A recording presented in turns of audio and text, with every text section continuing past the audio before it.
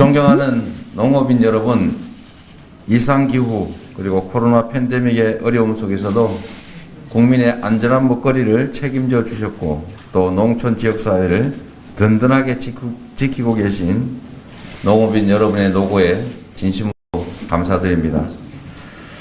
오늘날 세계 10대 경제대국 대한민국의 이름에는 농업인 그리고 농촌의 눈물과 희생이 함께하고 있습니다. 농업은 농자지 대본이라는 말에서처럼 대한민국을 만들어온 근본 바탕입니다. 이제 세계는 갈수록 식량 안보의 중요성이 커지고 있습니다. 농업은 이제 국민 생명을 지키는 원천이자 식량 주권 수호라고 하는 국가 존립의 문제가 됐습니다.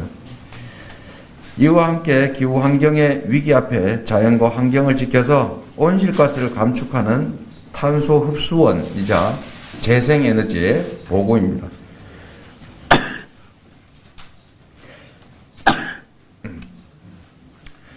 지금 우리는 위기의 대전환 시대에 직면해 있습니다. 에너지 전환, 디지털 전환, 그리고 코로나 팬데믹의 위기는 우리의 농업과 농촌에도 큰 변화를 요구하고 있습니다.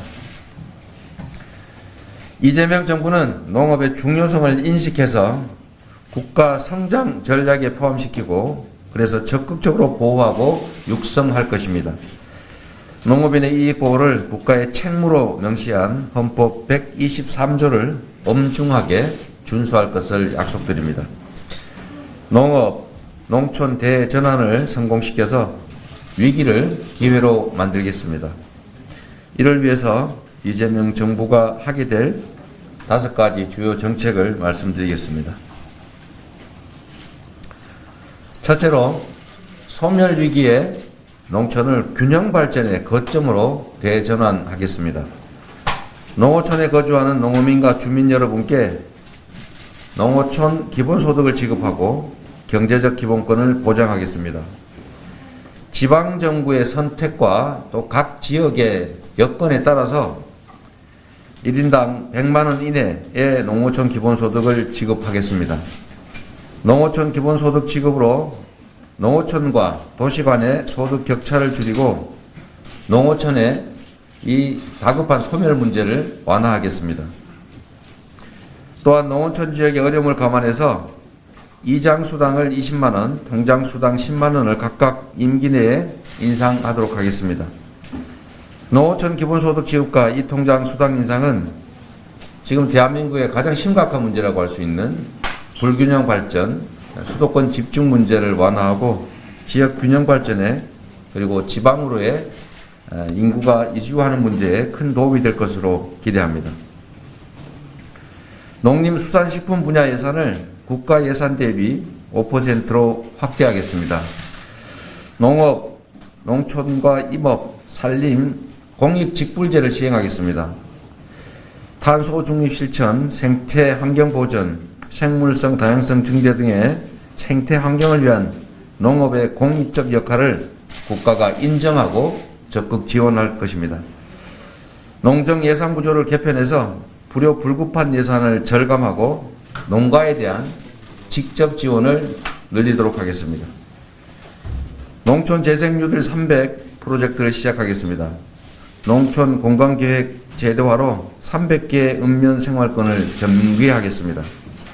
농촌의 재생활동과 마을주치, 생활돌봄 제도를 도입하겠습니다. 기본주택, 혁신학교, 마을 실버타운을 조성해서 어르신이 걱정 없고 젊은이들이 살기 편한 떠나고 싶지 않은 농촌으로 만들어 가겠습니다. 농촌을 재생에너지 산업의 거점으로 육성하겠습니다. 지금 현실을 보면 외부 기업들이 마을에 들어와서 마을 주민들의 의사와 관계없이 마을 주민들의 주거 환경을 해치면서 이 사업을 하는 바람에 정말로 중요하게 우리가 추진해야 될 태양광, 풍력, 발전 산업이 농민들, 농촌으로부터 배타적인 태도를 유발하고 있습니다. 이 문제를 해결하도록 하겠습니다. 그래서 태양광과 풍력, 재생에너지 사업 방식을 전면 개편하겠습니다. 마을 공동체가 주도하고 주민의 소득을 늘려주는 돈 버는 에너지 마을로 조성하고 육성하겠습니다. 마을에서 생산된 전력은 에너지 고속도로를 통해서 판매하고 농업인들에게는 마을 주민들에게는 햇빛연금, 바람연금, 바이오에너지연금으로 지급하도록 하겠습니다. 전국에 있는 공공건축물의 목재 사용 비율을 의무화해서 자원순환림 목재 가공센터, 분산형 에너지센터를 연결하는 산림 뉴딜 클러스터를 육성하겠습니다. 둘째, 국민의 먹거리 기본권을 보장하고 농업을 식량 안보 산업으로 대전환하겠습니다.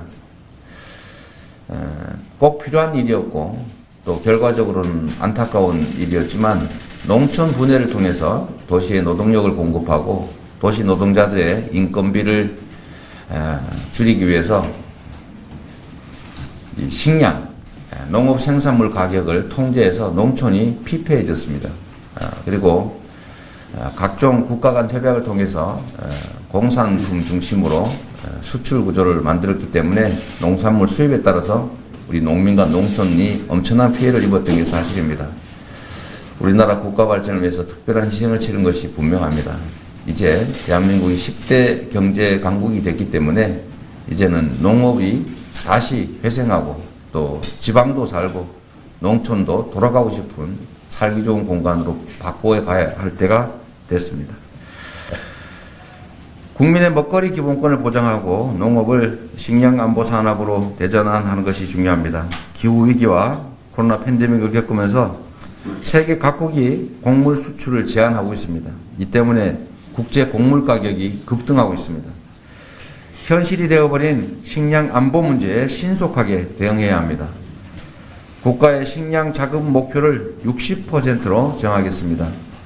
식량 안보 직불제를 도입해서 밀, 콩과 같은 주요 2차 식량 곡물 작업을 확대하도록 하겠습니다. 한국인에게 꼭 필요한 김치와 같은 기본 먹거리의 자급률도 함께 높이도록 하겠습니다. 그리고 무분별한 농지 전용을 막아서 식량 작업에 필요한 농지를 확보하겠습니다. 농지 투기를 근절하고 경자 유전 원칙을 확실하게 지키도록 하겠습니다. 지금 헌법이 정한 경자 유전 원칙이 이 경자 유전 원칙이 반영된 소위 농지개혁 당시보다 농지 불평등이 더 심해졌다는 보고가 있습니다. 정말 심각한 문제입니다. 농지 실태를 전수조사하고 농지 소유와 이용에 대한 상시조사 인력을 확충해서 투기 감시를 통해서 임차농을 보호하도록 하겠습니다. 국민 건강과 안전한 먹거리 보장을 위해서 먹거리 기본법을 제정하고 국가 먹거리 종합 전략을 수립하겠습니다. 코로나 팬데믹으로 취약계층의 식생활 여건이 심하게 악화됐습니다. 임산부의 친환경 농산물 구름이 공급 사업을 본격 시행하겠습니다. 어린이 과일 간식 사업을 경기도에서 시행했지만 이제는 전국으로 확대하도록 하겠습니다. 어린이집 그리고 군대, 복지시설의 공공급식 체계를 확대해서 각 지역에서 생산된 해당 지역의 친환경 농산물 공급을 확실하게 늘리도록 하겠습니다. 취약계층이 긴급한 빈곤 상황에 처했을 때 일정한 기간 정부가 음식을 제공하는 긴급기니 돌봄 제도를 도입하겠습니다. 동시에 취약계층 농식품 바우처 산업도 확대하도록 하겠습니다. 특별히 유념해 주실 부분입니다. 유전자 변형식품 소위 GMO에 대해서 완전 표시제를 반드시 도입하겠습니다. 지금 유전자 변형식품으로 만든 식품임에도 불구하고 이게 유전자 조작식품이 들어있는지 아닌지를 우리 국민들이 알 길이 없습니다. 당연히 표시되어야 될 국민의 알 권리에 해당되는 정보인데 지금까지는 사실상 숨겨져 있었다라고 판단이 됩니다.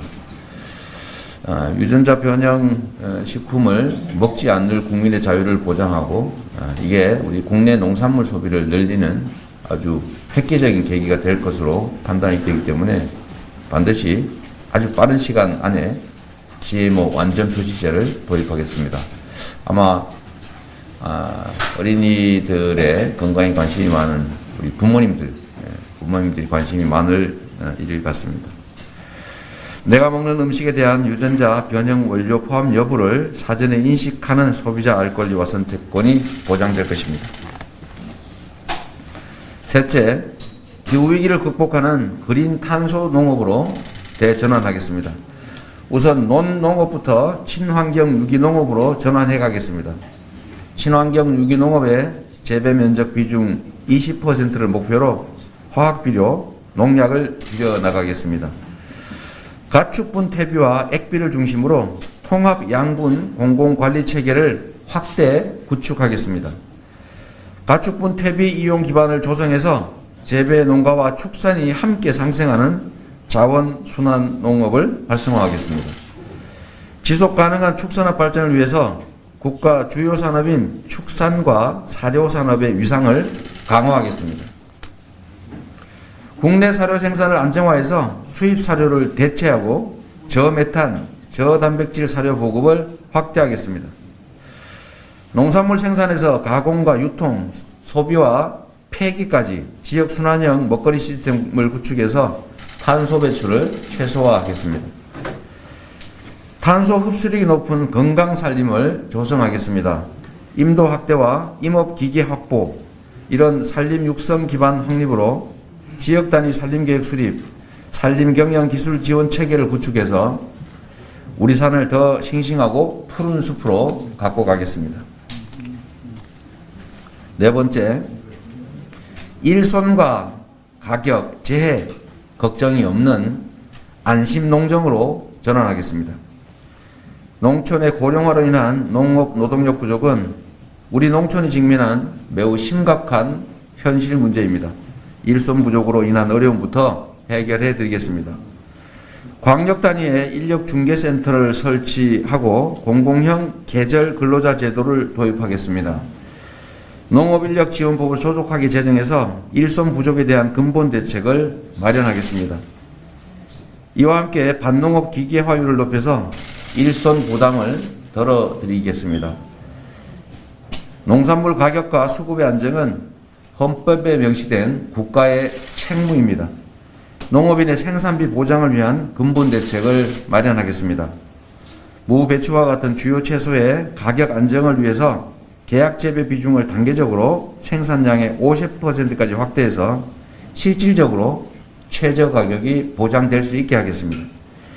지역 농가의 특성을 잘 아는 농협의 지역별 품목별 연합체계를 강화하고 지역 농업의 판매 사업을 확대해서 생산자가 주도하는 선제적 수급 조절 기능을 강화하겠습니다. 생산자도 소비자도 더 좋은 가격에 모두에게 이익이 되는 농식품 유통구조로 개편하겠습니다. 농식품 온라인 거래소 체계를 구축해서 생산에서 소비까지 농산물 디지털 정보를 통합 관리하고 산지 거래 확대와 유통시설 스마트 시스템 강화로 신속하고 편리한 농식품 디지털 유통 고속도로를 만들어 드리겠습니다. 이상기후에 대비해서 농업재해보험의 대상 품목과 보상 범위, 보상률을 확대하고 농업재해대책의 복구비 지원 단가를 높여드리도록 하겠습니다. 농업인 안전보험을 산재보험 수준으로 강화하도록 하겠습니다. 여성 농업인의 사회 경제적 지위 향상을 위해서 법 제도를 개선하겠습니다. 근골격계 질환과 같은 과중한 농작업으로 인해서 어려움과 고통을 겪고 있는 여성 농업인을 위해서 현재 시범 사업 중인 특수건강검진 검진 사업을 확대할 뿐만 아니라 남녀 불문하고 모든 농민에게까지 확대하겠습니다. 중앙지원센터 설립을 지원하고 전국 여성농업인의 편리한 협력활동을 지원하는 여성농업인 스마트 플랫폼을 구축하겠습니다. 다섯 번째, 농업을 미래 전략산업으로 대전환하겠습니다. 농업과 농촌을 바꾸고 전환적 성장을 이끌어갈 청년 미래 농업혁신 인재 5만 명을 양성하겠습니다. 정부 주관 농업혁신 인재 아카데미를 운영해서 디지털, AI, 드론과 같은 4차 산업 농업혁명 시대에 농업 대전환을 주도할 책임 일꾼들을 만들어내겠습니다. 청년 농업인 영농정착 지원 사업의 기간과 대상자를 늘리겠습니다. 농촌 체험부터 귀농과 기촌을 준비하고 그리고 독립할 때까지 귀농정착 원스톱 지원 체계를 구축하겠습니다. 고령으로 은퇴하는 농업인들에게는 연금과 텃밭을 지급하는 방안을 검토하겠습니다. 은퇴형의 농지는 청년 농에게 우선 제공하도록 하겠습니다. 이 내용이 꽤 복잡하긴 한데 일을 못하게 되시면 이제 농지를 농업법인에게 매각하고 대신에 연금을 지급하고 텃밭을 운영할 수 있게 하고 이건 청년 농에게 우선 공급한다 뭐 이런 내용인데 이해관계가 매우 복잡해서 확정적으로 저희가 말씀을 못 드리고 적극적으로 검토해서 모두가 만족할 수 있는 안을 만들어 보겠습니다. 제 말이 맞는 거죠? 네. 두 분도 혹시 싸우지 않으셨어요? 네, 맞습니다. 그렇죠. 그래서 이게 우리 농업이 어떻게 발전할지에 대해서 우리 내부의 논의도 매우 복잡하고 어려워서 검토한다 이런 표현을 했습니다. 제가 원래 검토한다는 표현 별로 안 좋아하는데 어쩔 수 없이 진짜 검토할 거기 때문에 이렇게 표현했습니다. 농식품 산업을 첨단 디지털 생명 산업으로 육성하겠습니다. 4차 산업혁명 첨단 기술을 접목해서 농업과 농촌의 스마트화를 촉진하겠습니다. 농지, 기반시설과 농업의 SOC부터 생산, 가공, 유통, 소비 전 영역을 디지털화하고 노지 작물과 축산에도 스마트 농업을 활성화하겠습니다. 농촌 생활환경 개선에 ICT 기술을 적용해서 스마트 빌리지, 스마트 교육으로 농촌과 도시 간의 생활환경 격차를 줄여드리겠습니다. 이와 연계해서 스마트 농촌 관광도 활성화하겠습니다. 그린 바이오 산업은 2030년 세계 시장에서 15조 달러 규모에 달하는 미래 먹거리 산업입니다.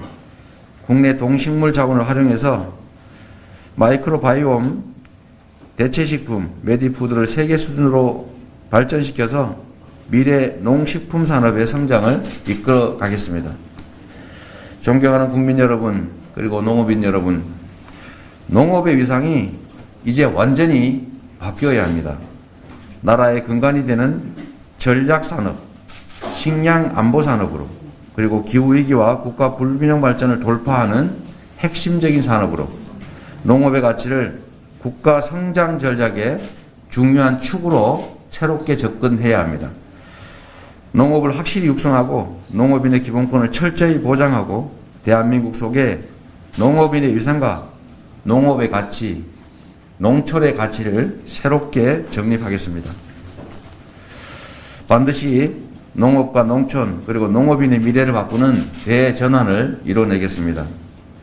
농어촌 기본소득 앞으로 농촌 농업 대전환 제대로 이재명은 합니다. 고맙습니다.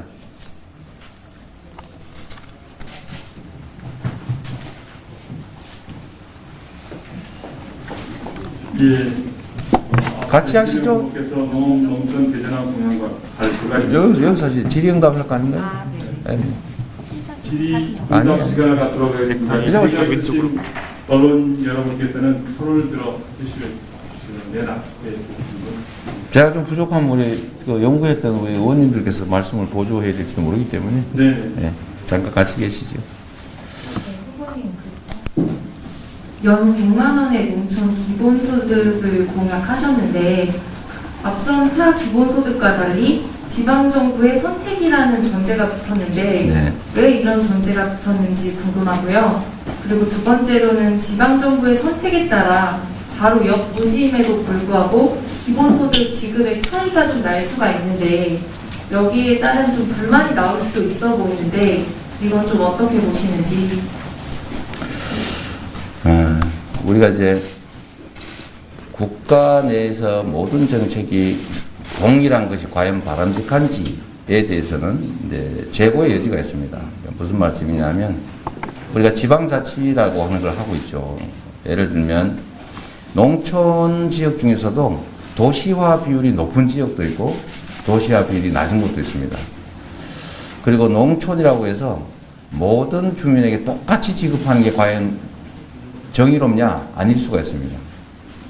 그래서 농촌, 지방 지역 중에서도 농민의 숫자 또는 농촌의 비중이 높은 곳도 있고 또 반대인 곳도 있고 하기 때문에 이건 지방정부와 지역의 여건을 존중해야 된다. 또 한 가지는 지금도 농가수당이라는 이름으로 이제 농업 경영체에 대한 지원이 하는 곳도 있고 안 하는 곳도 있고 그렇습니다. 그것도 기초지방정부가 하는 것도 있고 광역과 기초가 협업해서 하는 것도 있고 그래서 이게 매우 다양하기 때문에 지역의 특성을 고려해서 의지가 있는 지방자치단체부터 중앙정부는 일정한 비율을 지원하는 조건으로 하겠다는 것부터 우선하겠다 라는 것입니다.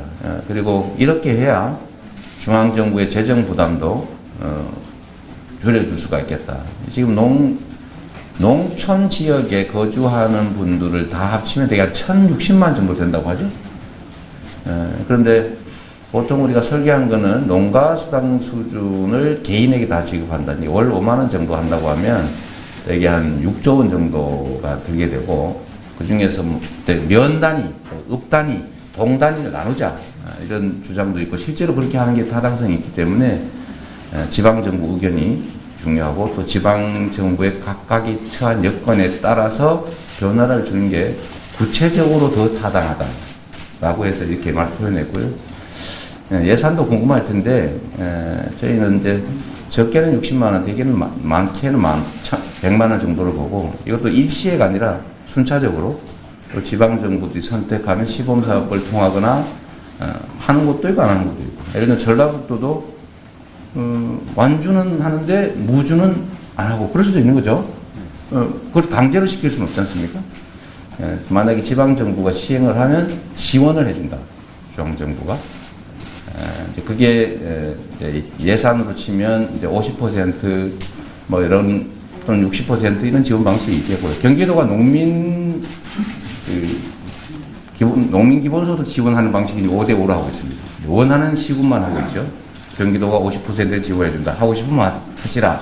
이렇게 해서 하는 것도 있고 안 하는 것도 있는 것처럼 이런 방식을 도입하려고 하는 겁니다.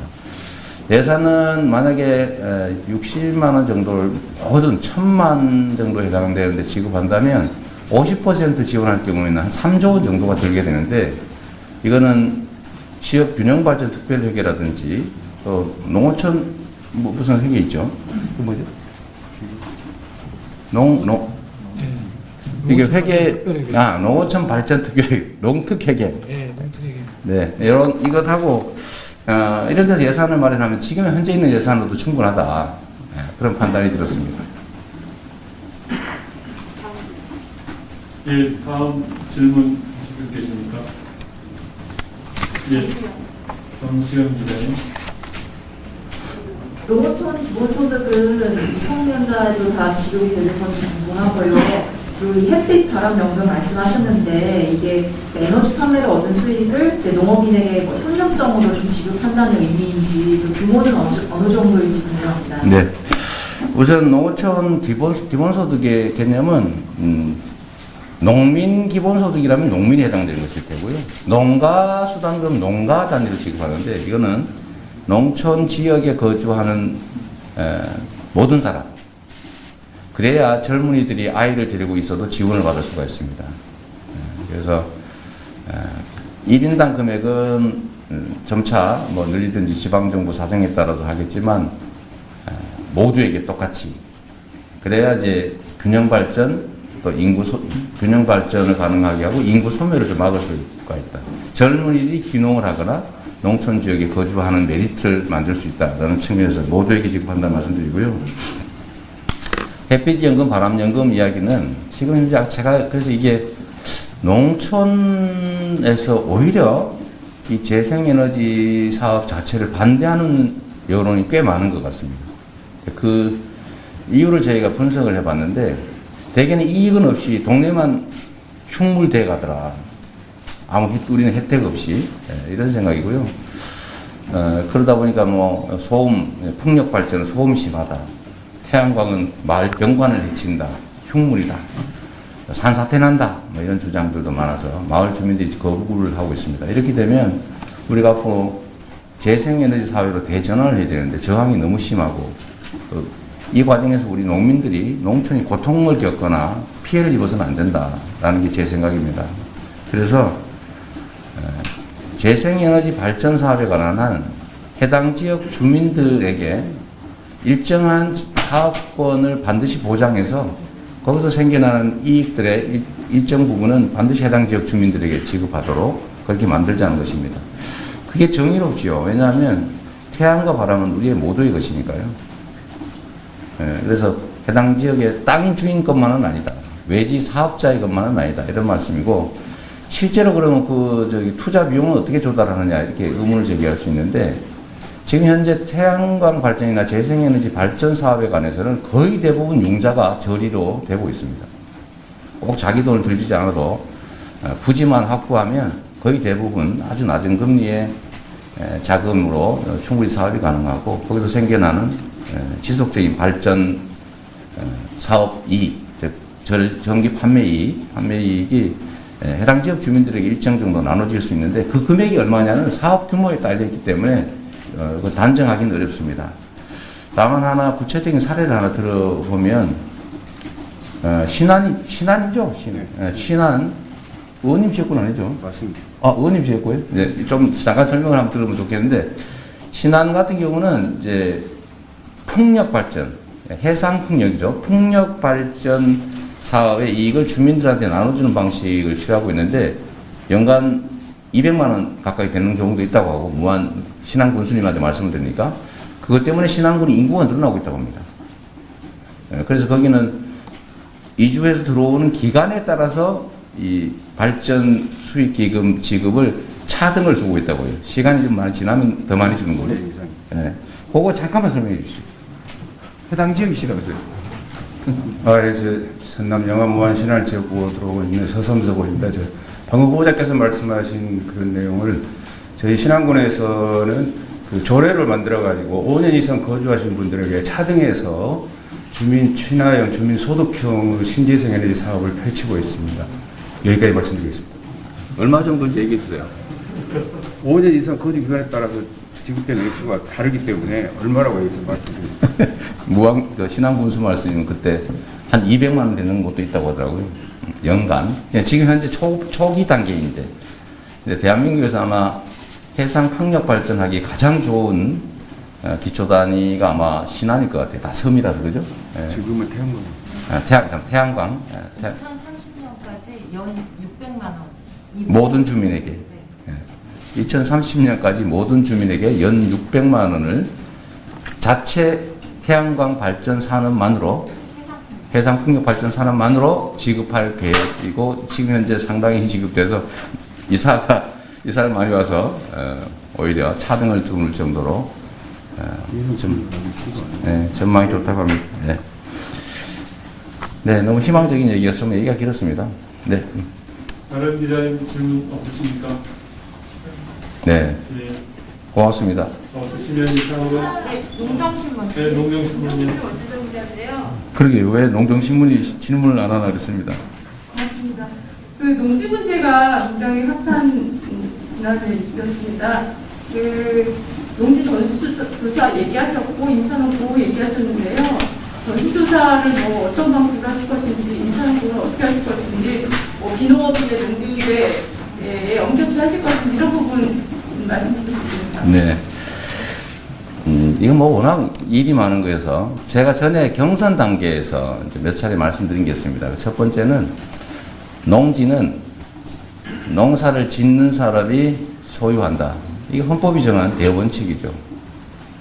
그리고 이제 이거에 이제 농지법 개정을 통해서 조금씩 무너져 오다가 지금은 거의 조금만 이제 요건을 좀 이렇게 바꾸거나 뭐 약간 서류 조작을 좀 하면 누구든지 농지를 살 수 있는 상황이 됐습니다. 뭐 최근에 유력 후보의 가족들 얘기도 나오는 거죠. 뭐 그냥 서류 작성해가지고 나가 농사 짓겠다 이러면 얼마든지 농지를 살 수 있어요. 그런 다음에 거기를 개발하든지 투기용으로 가지고 있는 거죠. 근데 이거를 이제 꼭 문제되지 않는 경우는 확인할 길이 없기 때문에 저는 대한민국 토지는 모두 조사해서 어떤 이유로 가지고 있고 어떤 사람이 가지고 있고 어떤 목적으로 취득했고 앞으로 어떻게 사용할 것이다를 공적으로 확인할 필요가 있다고 생각합니다. 그러려면 거래 분석원 수준이 아니라 부동산 감독원이 필요하다. 그리고 부동산 감독원에서 전국의 부동산 토지 소유 실태 전부 조사할 것이고 그 안에 당연히 농지 전수 조사도 들어가게 됩니다.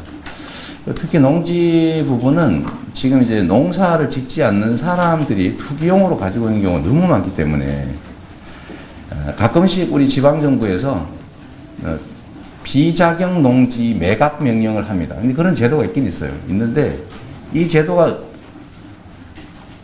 정말 농지를 많이 가진 사람이 만든 법이라서 그런지 잘 모르겠는데 겨우 조사해서 이 비자격 농지로 확인이 됐다라고 하면 매각 명령을 하는데 매각 명령을 받고 잠깐 농사 짓는 척하면 다시 그게 무효가 되게 돼 있어요. 그러니까 매각 명령은 실제로 실행되는 경우가 거의 없다고 봐야 됩니다. 있으나 마나한 법이죠. 그래서 용감하게 비자경할 거면서 이제 자경하지 않을 거면서 농지를 계속 취득해서 투기용으로 가지고 있습니다. 그래서 이 문제를 반드시 개혁해야 된다. 그 의지는 제가 분명히 밝히는 것이고요. 그래서 부동산 감독원이 필요합니다. 그리고 전수조사가 필요하고 매각 명령 내실화를 위한 법 정비도 제가 전에 하겠다고 말씀드렸던 겁니다. 지금 이게 정말로 심각한 게 투기 대상이 되니까 농지 가격이 너무 비싸가지고 귀농을 할 수가 없어요. 청년들이 귀농해서 농사를 지으려고 하면 뭐 몇 억씩 이렇게 필요합니다. 농사를 지을 수가 없는 상황이라 이게 국가 경쟁력에도 저해가 되고 또 농업 발전에도 장애 요소가 되기 때문에 반드시 개혁해야 될 농업 개혁 과제 중에 제일 큰 부분이 아닐까 싶습니다. 네, 고맙습니다. 여기까지 하겠습니다.